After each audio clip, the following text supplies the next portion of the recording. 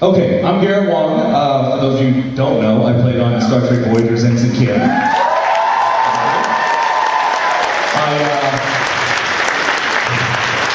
This is my 4th year as director of Trek, the track that you are now attending right now.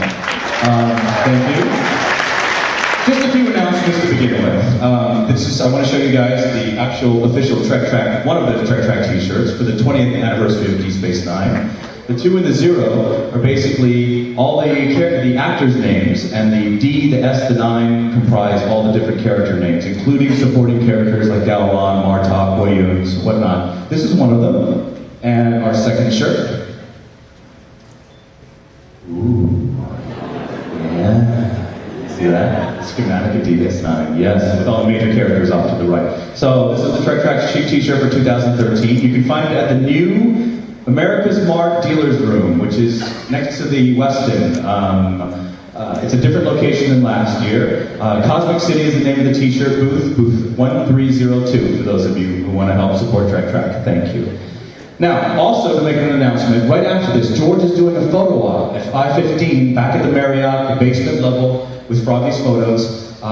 George has told me beforehand. He apologizes because his brain is already frizzled and fried, so he makes no sense. Please take that into account. That's what he said, so I'm making that announcement. But he's doing a photo op after this, and he will then, after the photo op, return to the Walk of Fame. So for those of you who do not have Mr. Takei's autograph, you can go back to the Walk of Fame, which is also in the Marriott, and he will be there until closing time at 7. But without further ado, please put your hands together for Mr. George Takei.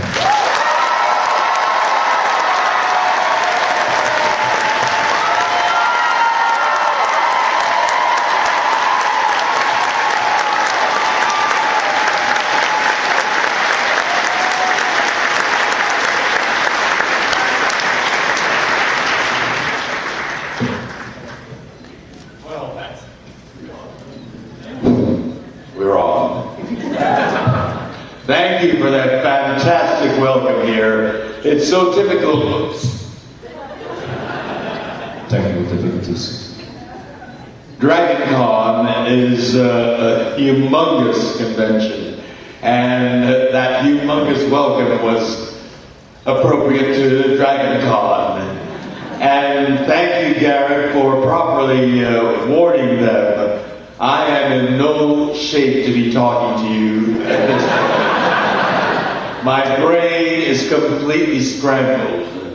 I mean, just imagine yourself writing your name over and over and over, and then over and over again since 10 a.m. this morning. That's all I've been doing. And I don't think I'm going to make much sense. So I'm going to be dependent on all your imagination to imagine what I'm trying to say. Garrett, do we begin with? I'll sit down. We go on the remote? There you go. I just want to say in the beginning, George, yes. I moderated your other panel. Look at this, I'm going to multitask. Oh, thank you very much. He's a good son. And I'm going to move this to a photo op so people can see George's face better. Oh, that blocks your thing. Okay, here we go. Out of the way. So I just wanted to say, yes. The other day at your other panel, I didn't realize that the camera was a 2-shot the entire time that you were on stage. So they broadcast this on DragonCon TV, and I was in my hotel room watching this, and you looked great on camera. But for me, I was so OCD. I'm sitting here, I was like rubbing the table, right? And then another time I take a picture of you, and I start tweeting it, and it looked like I was texting people, but I was really tweeting, okay? You were upstaging me while I was talking. That's why I'm apologizing to you. Oh, you absolutely should. I should. Get on your knees. I'm on my knees right now. I truly not Never get on stage with children and animal and Garrett Wong.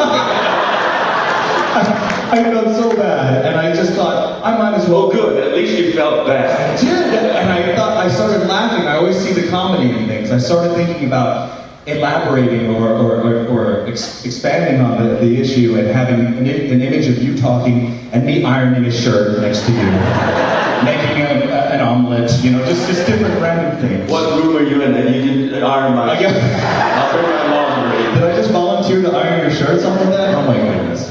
Oh my goodness. One thing I didn't talk about that no one brought up in your last panel was that you did a voice for Adventure Time. You played Ricardo on there, and that was just amazing. I just want to thank you for an enjoyable episode to watch of Adventure Time. So well, I'm glad you enjoyed it. I'm a heart attack, you know. You are. And your whole monologue about the Boobatron plasmodial thing was just hilarious. That was so funny. So thank you for that. Yes. Thank you for your compliment. Of course. I'm buying. You can continue. Okay. Your hair looks great today, and I'm telling you, that killer shirt really brings out your eyes. Yeah. And it is real. Unlike some other people that we know, right? Exactly. Oh, no names at all. Oh my. Was that me? That was. You know, I love to impersonate you because your voice is so rich and lush and wonderful. The episode of here we go. Episode of Voyager. When you were on Voyager, and Tuvok was in all the scenes with you, Tim Russ. Forever after, Tim Russ is like my older brother in Voyager. I always try to mess around with him. So after you had guest starred and he left, I would walk up to him all the time and say your line to him, which was, Tuvok. He said, "It's Tuvok. You're absolutely, absolutely." What was the line again? I forgot. Oh my God! I got this all set up. I swear. Garrett, let me tell you something. Before you get on stage before an audience this large, yes, you always prepare. Oh, thank you.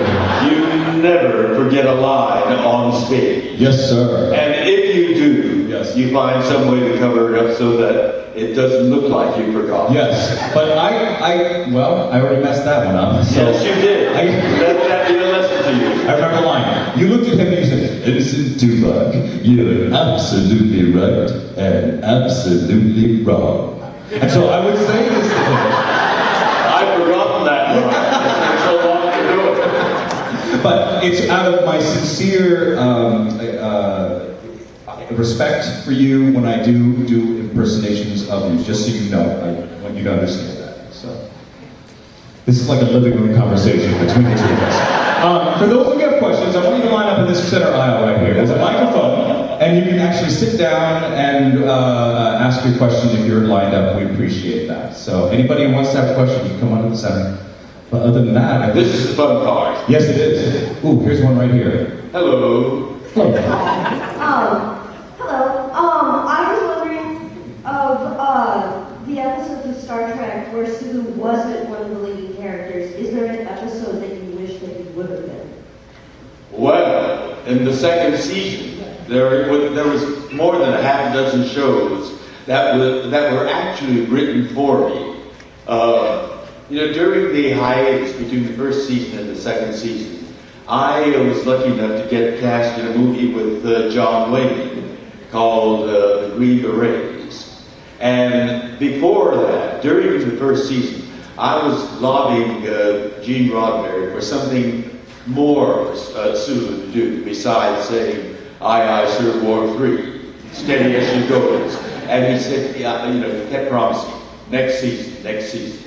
Because we have to establish Bill and Leonard, first of all, during the first season. So I accepted that. And then when I told him that I got cast in the Green Berets and I'm going to be going away during the hiatus, he was nice enough to give me about 7 or 8 scripts in which there were wonderful lines for Sulu.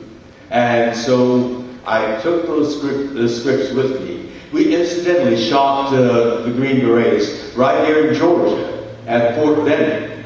Anybody here from the Columbus, Georgia area? Ah, there they are, the Columbus representatives. Well, we were in Columbus. We stayed at Camellia Motel.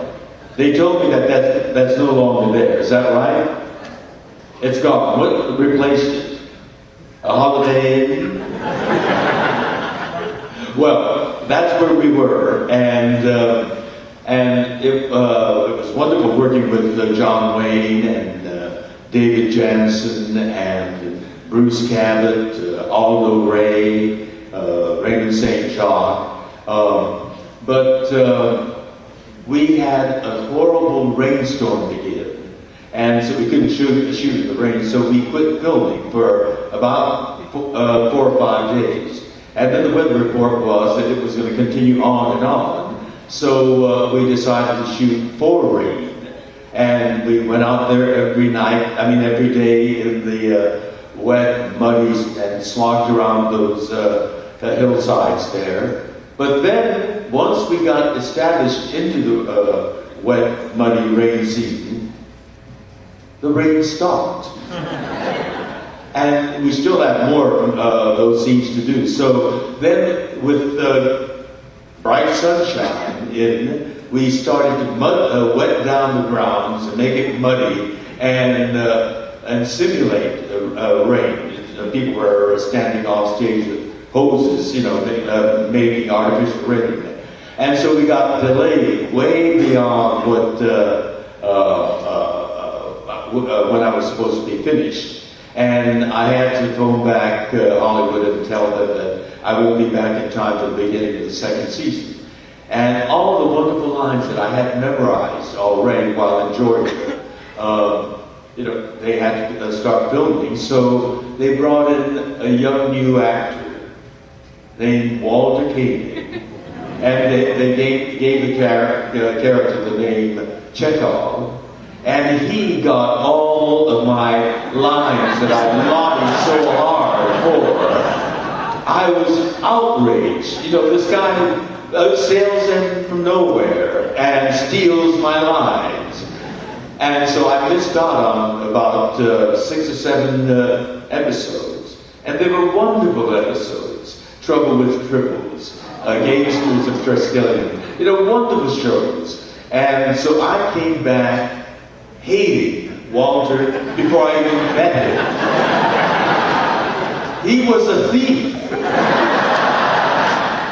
I was ready to throttle him, but when I got back for the 7th or 8th episode, they told me that there was a shortage of dressing rooms, and would I not mind if they put somebody in my dressing room with me to share the dressing room. And guess who that somebody was? Walter Koenig. The man that I was prepared to hate and throttle, I had to share my dressing room with. Insult upon injury. But then, when I met him, and he was introduced to me, he looked miserable. They had him in this Prince Valiant wig, and he hated it. And I just didn't have the heart to hate a guy who was beginning his own career looking like a dunce. And so, rather than throttling him, I engaged him in conversation. And it turned out he went to UCLA, where I did, and eventually Garrett would have gone. But this was before you were even thought of. And he was dating a woman who I knew from my UCLA days. And so I thought, oh, well, who said that?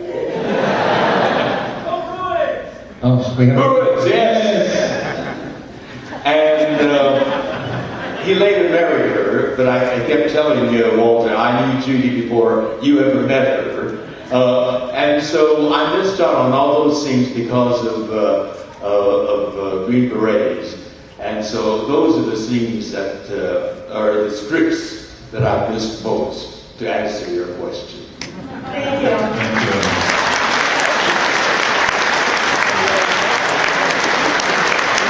George, I just want to say I'm glad that you didn't throttle Walter Canning. And I love that word, throttle. I like that. That's good. Next question. This is less Star Trek and more your other career. You lent your voice to a character from Avatar: The Last Airbender. You were the head of an internment camp. Was that based on Avatar what? The Last Airbender? When was that done? How many years ago? I would say about 5 or 6. Maybe. Somebody can call me an Avatar. You know, I do so many voice gigs. I can't remember that. That might have been me impersonating you, actually. Oh, actually, Yes, go ahead. Doing my voice. I was just curious if that was a choice that had been approached to you because of your history with internment camp, or if that was just another job. That's an interesting question. Anybody have the answer to that?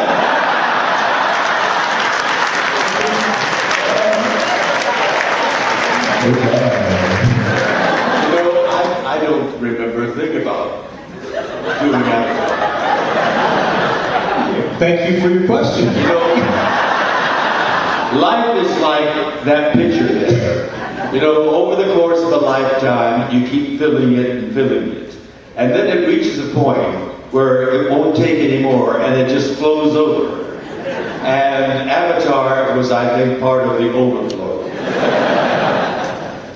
Good answer. Next, please.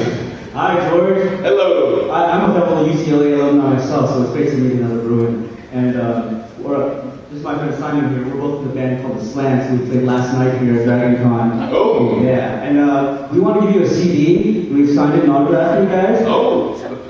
Please. Your group? As fellow Asian American entertainers, Well. we very much respect you, and And we just really want to thank you for all the work you've done for not only Asian Americans, but the LGBTQ community.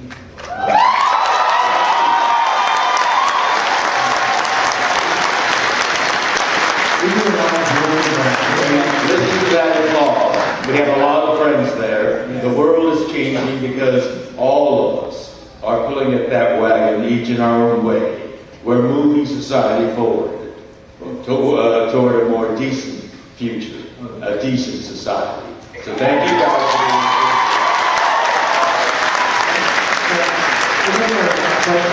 We're actually an all-Asian American band, and as people of color trying to break into the entertainment industry, it can sometimes be a challenge, especially because there are so few opportunities for us sometimes. There's a lot of stereotypes and assumptions about who we are just as Asian Americans, and we're kind of wondering if you had any advice for us in that regard.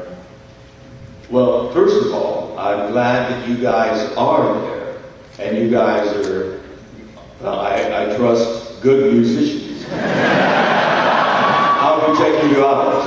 I don't want to brag, but I've seen kids a lot of ass. Well, that's... Garrett, I'm sure we can with you. Didn't know you were going to be here, so come by a booth by the Imperial Ballroom at the Marriott and we'll get you one too. We'll do Asian American brother. I'm loving your panel on Sunday morning. Cool. See you guys there. Well, you know, the important thing is for us to be in the arena. You know, because all of these stereotypes that we've had to deal with prior to the time that, I decided to become an actor was because there weren't Asian Americans in the business.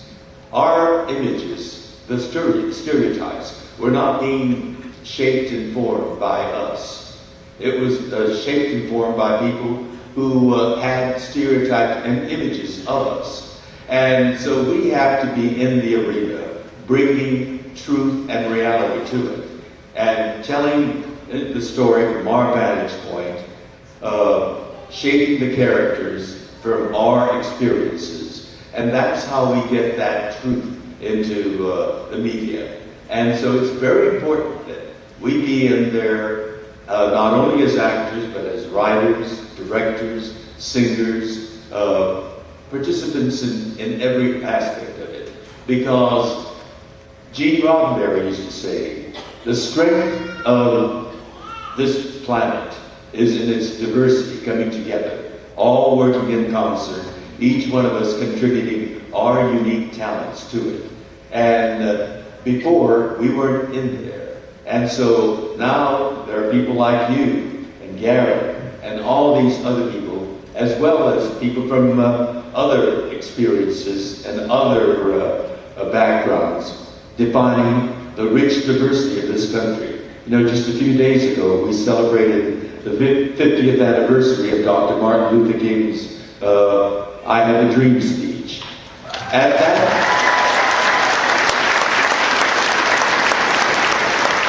that was a landmark event 50 years ago. And he was an extraordinary man. You know, what frustrates me is today, so many young people say, I'm only one vote, I'm not going to make any difference. That's not the way democracy works. Every vote counts. And one person can count.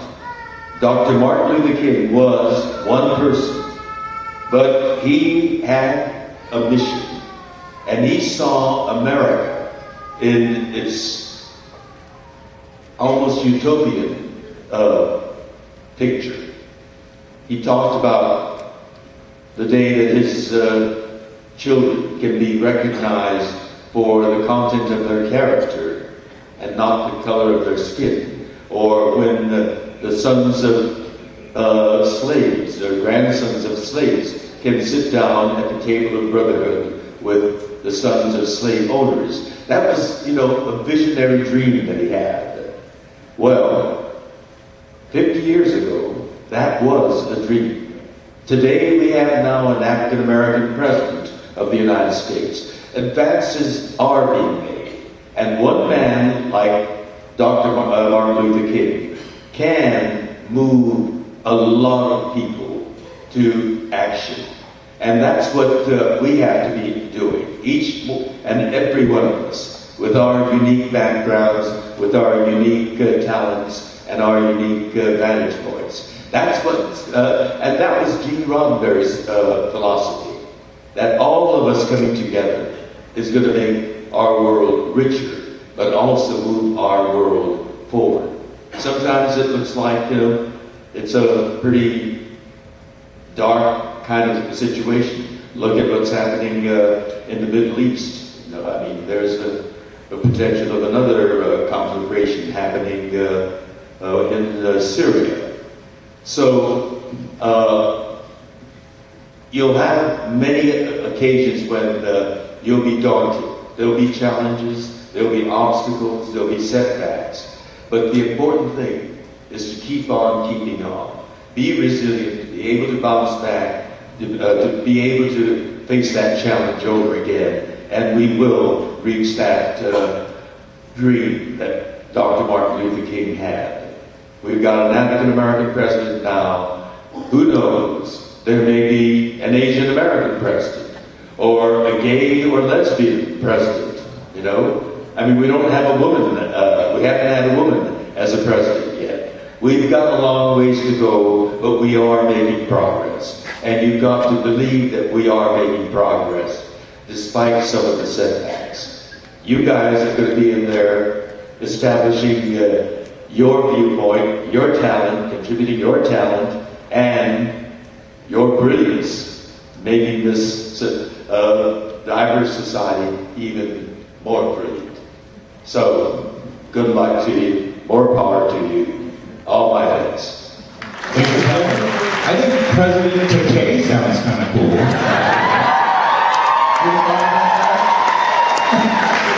You live in my district, so you can vote for me. You'll have to move. I'll move and I'll vote. Most definitely. Next question, please. Okay. Hi. First of all, it's really great to see you.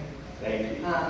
I very recently, I'm kind of behind the times, I very recently got a Facebook account. And one of the things that I really look forward to, some of my friends forward your posts to me, and that's been very entertaining and sometimes uplifting.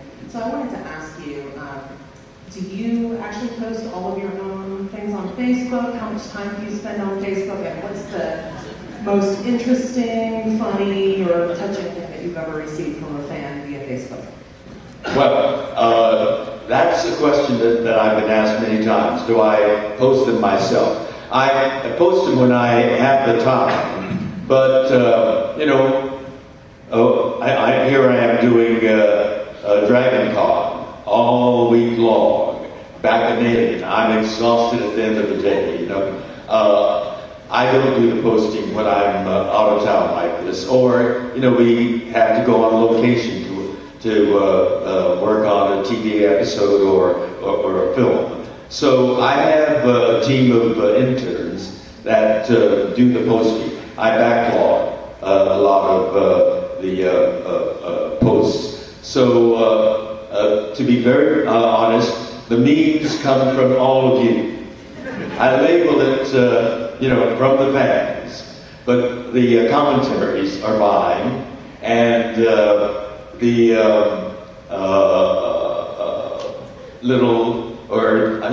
occasionally I'll write a blog about an issue that I'm very serious about, and those are mine. But the posting more often than not when I'm out of town is done by my team of interns. There's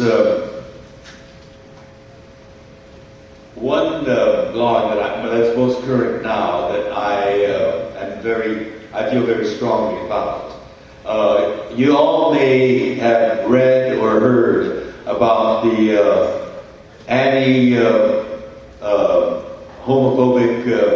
homophobic laws that Russia has passed. You know about that. Well, this is, Putin's agenda. The Russian economy is now in the doldrums, and there is high unemployment, particularly amongst the young people there. And the young people have a lot of energy, but they're wallowing in their misery. And Putin's got us an agenda. He's afraid that young people who are unemployed could cause trouble for him. There might be a rebellion. So he needed scapegoats. So he decided, well, there's a wonderful, vulnerable group of people that we can make scapegoats. And he passed this homophobic law and essentially gave free rein, license to the thugs and the hoodlums to attack gays and lesbians, or anyone that they perceive to be gay or lesbian. A man with a high-pitched voice, or a woman who walks with a lumber. And they assault them, humiliate them, and oftentimes beat them, sometimes so severely that they're killed. They're literally killing gays and lesbians, or people that they perceive to be gays or lesbians. And the police look the other way when this atrocities happen. Or when they do react, they pepper spray not the hoodlums, but the victims, the gays and lesbians. So horrific things are happening in Russia. And to put the Winter Olympics in that kind of environment is absolutely irresponsible. There are athletes who might be gay or lesbian, and certainly a lot of supporters going to the Winter Olympics might be gay or lesbians. And it is absolutely irresponsible to put them in that kind, expose them to that kind of danger. So we propose that the Winter Olympics be taken out of Sochi, Russia, and moved to a place where they had an eminently successful Winter Olympics 2 years ago in Vancouver. They had a pride house there, where gays and lesbians can go and celebrate with their friends and relatives. And that's in direct contrast to what's happening in Russia today. And so there's a petition at change.org. We've got over 170,000 signatures now.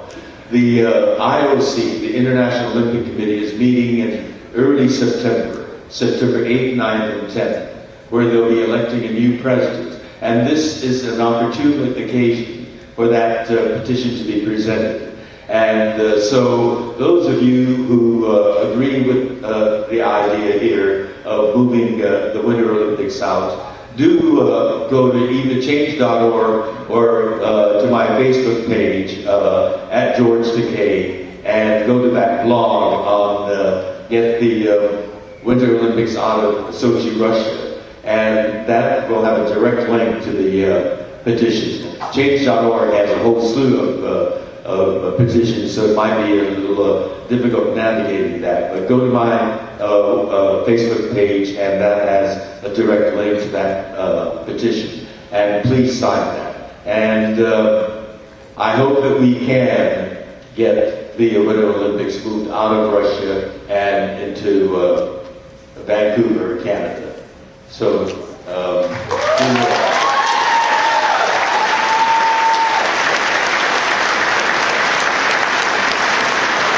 So, could I actually suggest a slogan for that petition? It should say poo-poo to Putin. Sorry. that's good, that's good. Okay, cool. Next, please. Hi. I'm really honest. You've done a lot of voiceovers, especially with Cardio recently for Adventure Time, and I really don't remember what you did for Avatar: The Last Airbender. But you've also done a couple of cameos, like in the Big Bang Theory. And I was just wondering, are you working on any big acting positions right now that we should know about? Well, there's a movie that's going to be opening on November the 1st. It's an animated movie. It's a voiceover thing. I talked about it yesterday. It's an animated movie called Free Birds, about two turkeys who go back in time to the days of the Pilgrims and try to persuade the Pilgrims to not serve a certain meat on the first Thanksgiving dinner. And the two turkeys are voiced by Woody Harrelson and Owen Wilson. And the time capsule that takes them back in time and back to present time, back and forth, they go back and forth, is my voice. I'm the voice of the time capsule.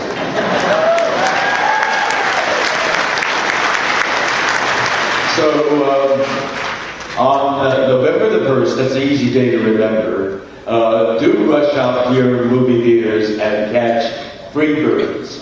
And then a few weeks after that, a guest shot that I did on a series called Lost Girl. Any of you know about that? Oh, there's Lost Girl back there.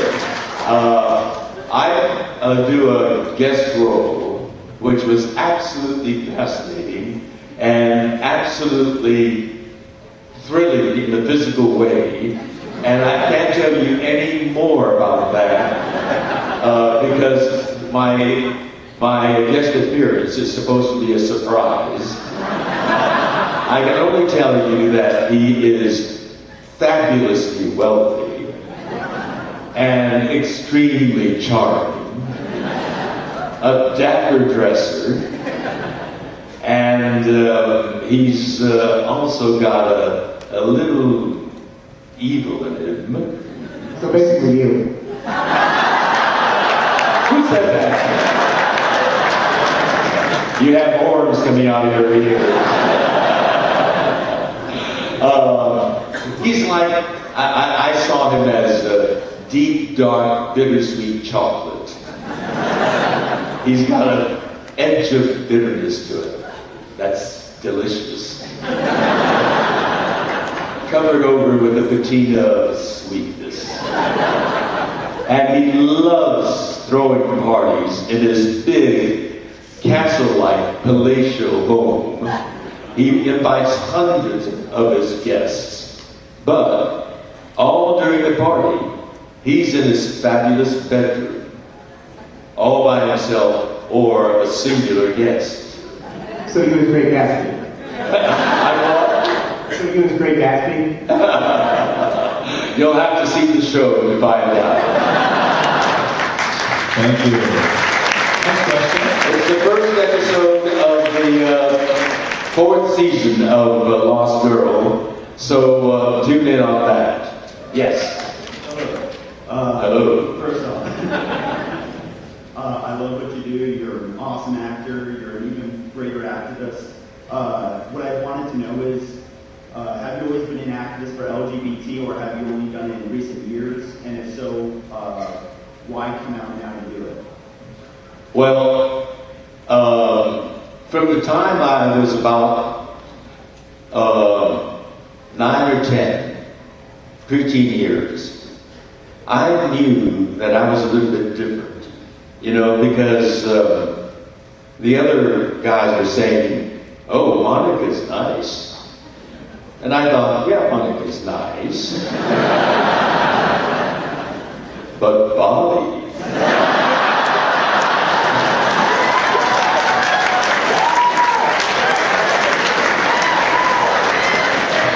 Bobby was exciting. Particularly when he would hunker down and his jeans would kind of pull down and his t-shirt would go up and I'd see a little bit of his back. The small of his back. Oh, that was exciting. So I knew I was different. But, you know, when I became, when I was in my late teens, I wanted to be an actor. And by that time, I knew that, you know, I was gay. When I was young, when I was in my preteens, I didn't know the word gay. You know, I just knew that I was excited by other boys, as opposed to other boys who were excited by the girls. And then I later started understanding something about it. I started going to newsstands and looking at muscle magazines. Making sure nobody was watching. Oh my. Oh my. And some of them were, oh my. And they had what they called posing pouches. I mean, you know, today it's all naked. But in those days, that was what excited me, you know. And when the desire to be an actor became a part of my life, I knew I could not be fully who I was. I had to have a phony facade, a false facade. And I wanted to be one of the guys. So I dated girls, you know, friends who were girls, as opposed to girlfriends. And certainly when I became a professional actor and you'd go out to for auditions, 9 out of 10 times you would get rejected. And they would say, you know, you're too tall or too short or too fat or too skinny. Or sometimes they even said I wasn't Asian enough, you know. I don't know how you can become Asian enough. Both my parents are Asians, you know. I think I'm 100% Asian. I never have challenged my mother. So, you know, there are all these reasons why they reject you. And you certainly don't want to add another potential reason for them to reject you. So I played the game. You know, I had friends who were women with me when I went to parties or premieres or whatever. And then later, when I got a series and became comfortable with other actors, on Fridays you have a rap night. And, you know, the beers would be rolled out and the pizza would be brought in and people would bring their wives or their husbands or their girlfriends or their boyfriends. And initially I brought friends who were girls, but then, you know, you start bringing your buddy with you. The first time, you know, oh, hi, he's George's buddy. The next Friday, he's got another buddy. And by the third weekend, Friday, he's got another buddy. And you know, actors and film people are sophisticated people, and they say, "Oh, George, I get it," you know. And they knew, but they know that if they should out me, it'd be destructive to my career. So they are silent about it. So there was this silent understanding. Except once when Walter kind of was helping me out. You know, in the morning, you go to makeup and get made up, and you gather at the coffee urn and chit-chat and talk about whatever happened the night before or whatever. And the extras are getting into their Starfleet uniform and, you know, hanging out nearby. And I was chatting with Walter, and suddenly Walter starts going like this. You know, kind of urging me to turn around and look. And so I thought, what's the matter with Walter? And I turned around to look. There was this gorgeous guy. An extra, wearing that tight Starfleet. He was drop dead gorgeous. Great pectorals. And I turned back to Walter, and Walter smiled and went,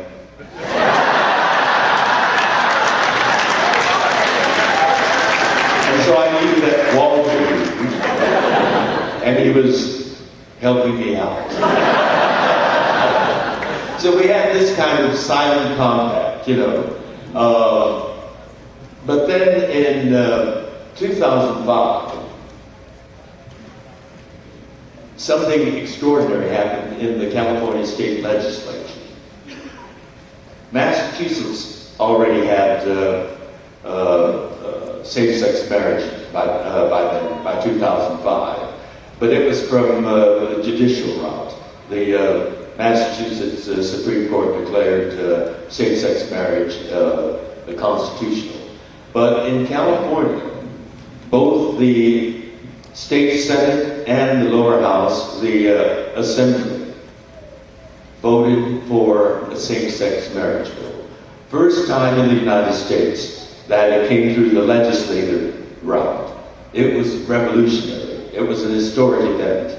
And that bill went to the governor's office for his signature. That was all that was necessary for it to become the law of the state.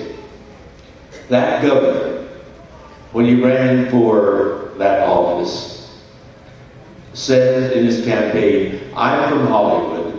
He was Arnold Schwarzenegger. "I work with gays and lesbians. I'm comfortable with gays and lesbians." And so I thought surely he was going to sign it. But he played to the right conservative sector of his Republican base, and he vetoed it. It made my blood boil. The phony, the hypocrite.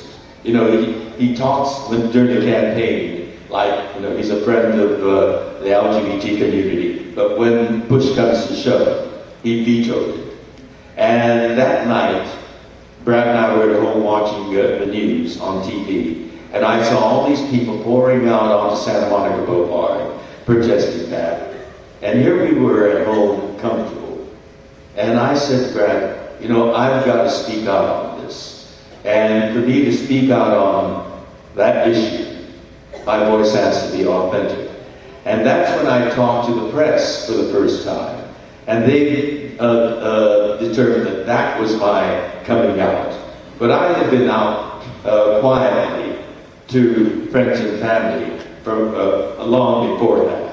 But that's been deemed my coming out. And I spoke out on Arnold Schwarzenegger and a negative position on that. As a matter of fact, when I was on the Howard Stern show, Howard got Arnold Schwarzenegger on the phone, and I engaged him in a heated debate. This guy turned out to be an Arnold Schwarzenegger imitator. He was an amazingly credible imitator. And so when I hung up with him and Howard revealed that that was an imitator, I said, Howard, you have a lot of persuasive power and you have a lot of connections. I want you to get the real Arnold Schwarzenegger on the phone and call while I'm with you this week. And I want to talk to the real Arnold Schwarzenegger. And Howard said, well, I think I can arrange that. And 2 days later, Arnold Schwarzenegger called in, and I engaged him again in a very serious conversation. In fact, heated conversation. And then at the end of that, I discovered it was the same imitator. Howard Stern has his fun with me, but at the same time, we got a lot of the issues out in that conversation. And so I've been vocal on the LGBT issues publicly from 2005 on, which was late in my life, but that was a necessity of my career. A lot of people are closeted, and each person has to make that decision when he or she feels that she has to come out and be who he or she is. It is very liberating. It is freeing, and you can really be yourself. And interestingly enough, when you're always a little fearful of losing friends or people that are very dear to you, but you'll find that once you come out, they're genuine friends, people that genuinely love you, and many parents do, and they don't, really let their child know. And then, you can deal with people on an honest basis. And I particularly love young straight couples because they're the ones that are going to be producing the gay babies of the future.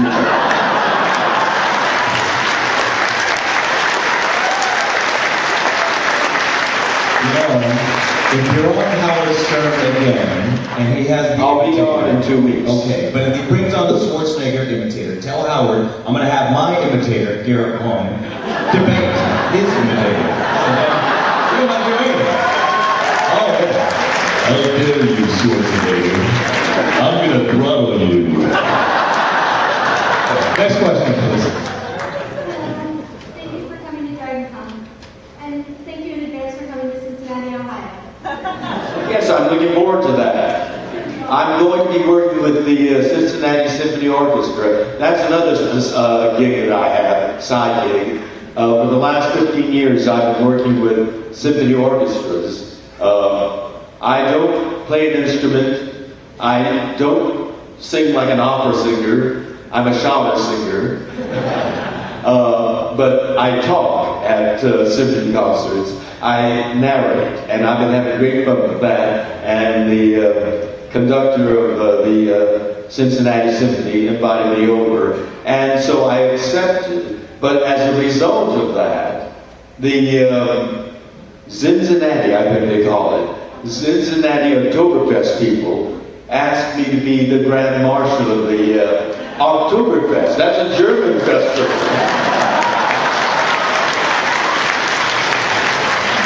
And I'm still baffled by it, but they have this big hoo-ha over what's called a chicken dance. A chicken dance. Something like... Move your hips. They sent over a video of a chicken dance, and they want me to lead all of Cincinnati in the chicken dance.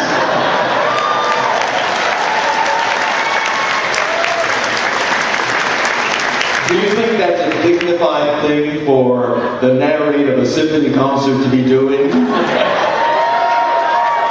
Really? Well, I'm looking forward to it. I just have a quick question. Yes. About your catchphrase, oh my. How did that happen?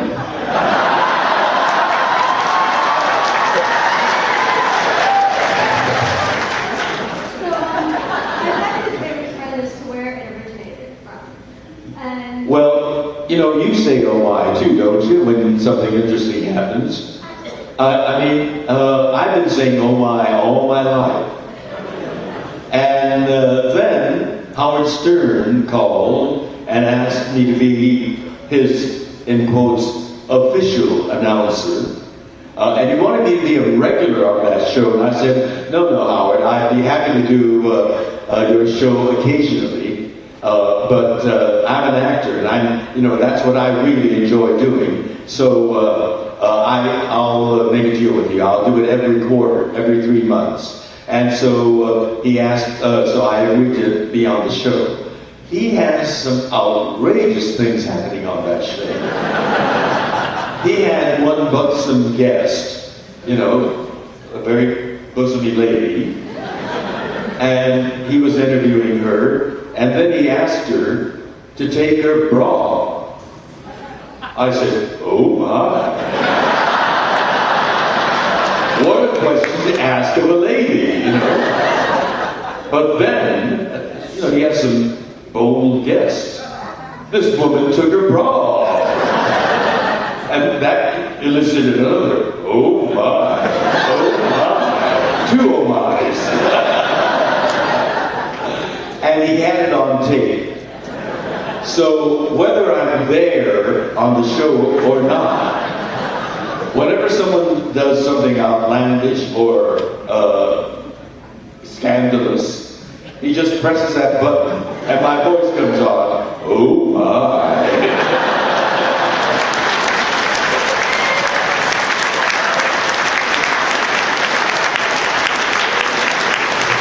And he does it over and over and over again, so it's become my signature.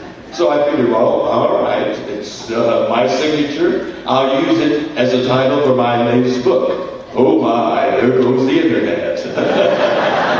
Which we brought 50 copies of that over here, and we sold out yesterday. In one day, the first day, it was all sold out. So we have no more today, or no more tomorrow. However, if you really want a copy of me to sign, then you can get it from Amazon, and they'll ship it overnight. And you might be able to get it tomorrow so that I can sign it then. Oh my, there goes the internet. Thank you. Thank you. Yeah, this will be the final question afterwards, so go ahead. Nice hair. I was going to say the same thing. You just mentioned the internet, and earlier you mentioned Facebook. It seems like, from social media, you've experienced a cultural kickstart, a lot more successfully than a lot of people. I was wondering what inspired you to do that, and what's the best thing that you've seen come of that? Well, very frankly, it started, oddly enough, with my mission in life, which is to raise the awareness of Americans generally on a very shameful chapter of American history. Some of you may know and others may not. I grew up in 2 U.S. internment camps, barbed wire prison camps, simply because we happened to look like the people that bombed Pearl Harbor. This was during my childhood, during the Second World War. It was one of the most egregious violations of our Constitution. Because the pillar of our justice system is what's called due process. When you're arrested, you have a right to know why you're arrested, the charges. And then you have the right to challenge those charges in a court of law, in a trial. And if you are indeed guilty of the charge, then you're in prison. In our case, there were no charges, no trials, no due process. We just happened to look like the people that bombed Pearl Harbor. And President Franklin Roosevelt signed an executive order ordering all Japanese Americans, American citizens. My mother was born in Sacramento. My father was a San Franciscan. They met in Los Angeles, and my siblings and I were born in Los Angeles. We were Americans.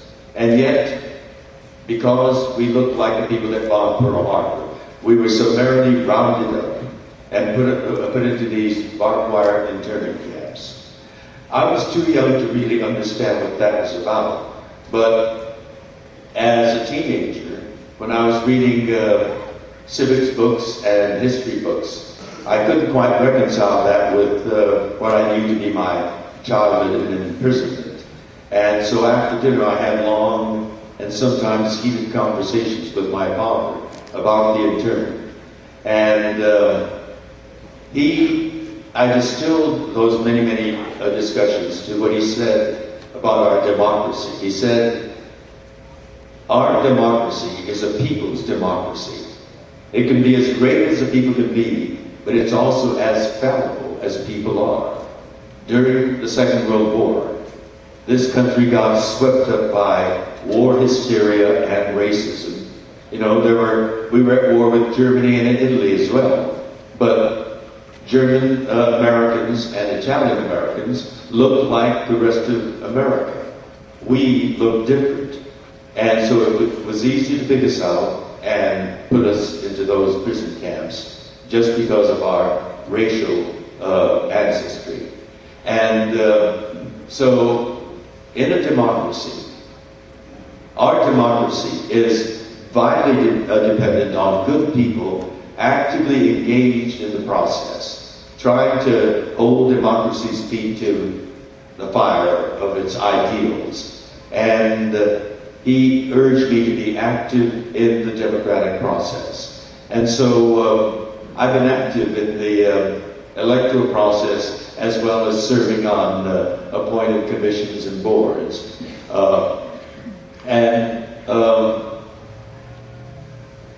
Despite all the speech making and all, the best way I thought to get people to understand that dark chapter of American history is to dramatize it.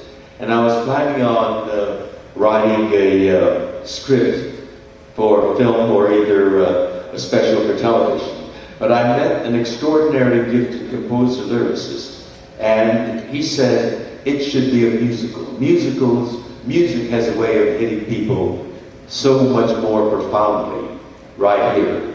And he's absolutely right. I'm a lover of musical theater as well. And so we developed a musical titled Allegiance about the internment of Japanese Americans. We tell the story of one family and its heartbreaks as well as its joys. They fall in love, they have children, and so forth. And we were going to open in San Diego at the Old Globe Theater. But we tell a story of American history that so many Americans don't know anything about. And we had to develop, first of all, or raise the awareness, and then let them know that we have a musical on it, and then try to whet their appetite, build in their enthusiasm for the musical, and make them want to buy tickets to see it. So I came up with the idea of using social network. But my obvious base was sci-fi geeks and nerds. You guys.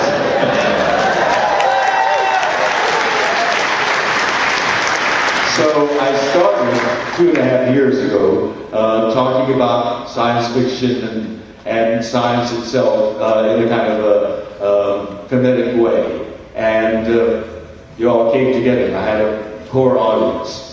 And then I started talking about equality for the LGBT people. And there's a great overlap between sci-fi geeks and nerds and LGBT people. Some of you know that.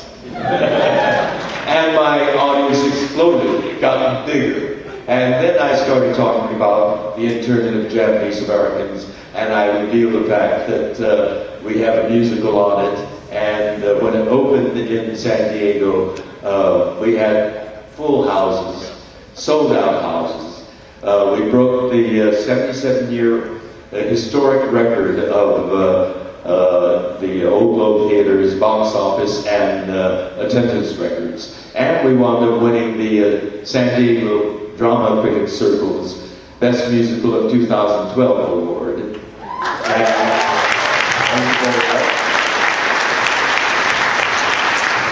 And now we're Broadway bound, and we're going to be opening on Broadway next spring. So plan on a spring in New York vacation. But that's how I began my social network campaign. It essentially began with the idea of selling tickets to Allegiance. Ladies and gentlemen, thank you for making